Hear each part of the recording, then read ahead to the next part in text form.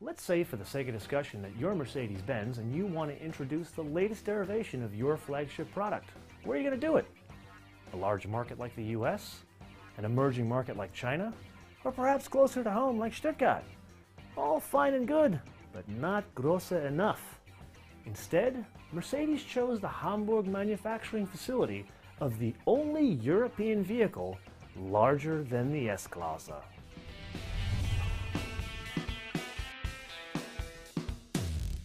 So looking back on the history of the S-Class, there are a lot of firsts. It's the first car with an ABS system. It's the first car with an electronic stability control system. It's the first car with electric window lifts, a luxury car. Who knew? Now, we're dealing with lights.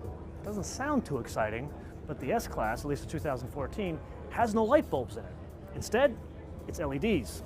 So we have things like this and this. This one has 12 LEDs in it, and this one has 4 LEDs in it. And basically, they work in conjunction to be the high beam and the low beam. This duplicates throughout the entire car, where even in the back, you can adjust the intensity of the brake lights based on daylight, even on turn signals. Okay, that was the horn, which was great. So there's a basic concept. Smells give you a bit of a memory. So Mercedes-Benz has tried to duplicate that in the new S-Class.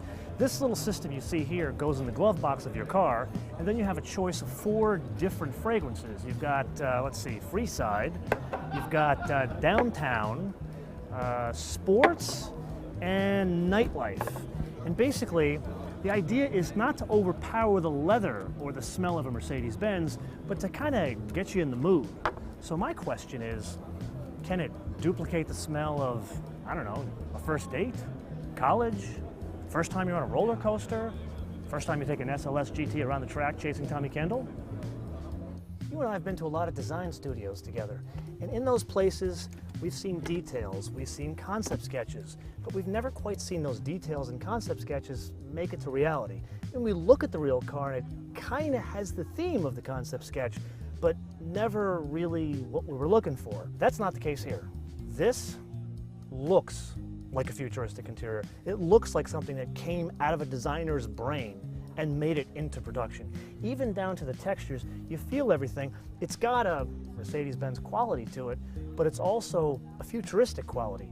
Even the speaker grills, they're machine finished, but they're smooth against the door panels. And the speaker placement, that's a whole different thing as well.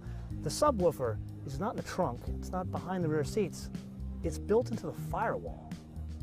So how many of you heard of Google's autonomous driving Priuses that are floating around the peninsula of the San Francisco Bay Area? This is the closest thing that's going into production to those autonomous Priuses. What Mercedes has done is taken all of their 3-letter acronym safety and technology systems and connected them to 2 new sensors. In the bumper, you've got a radar system both in the front and the back. And then in the windshield, there's a stereo camera. And basically what that does is it reads the road so the car can drive itself autonomously, at least at low speeds in traffic. So think about it, you're sitting in stop and go traffic, the car will drive itself, but Mercedes does leave the driving to you at high speeds. So what have we learned today? 3 things. Number 1, this car doesn't move. At least until July, that's the first time I'm going to drive it. Number 2, like any S-Class that has come before it, it has a lot of technology. I really can't overstate this. This is a low-speed, autonomous driving car. And number 3, like any luxury car, it's all about how it makes you feel, or in this case, how it makes you smell. And I really don't say this lightly. The interior of this car is orders of magnitude better than anything else out there. Anything. So, until July, bis später.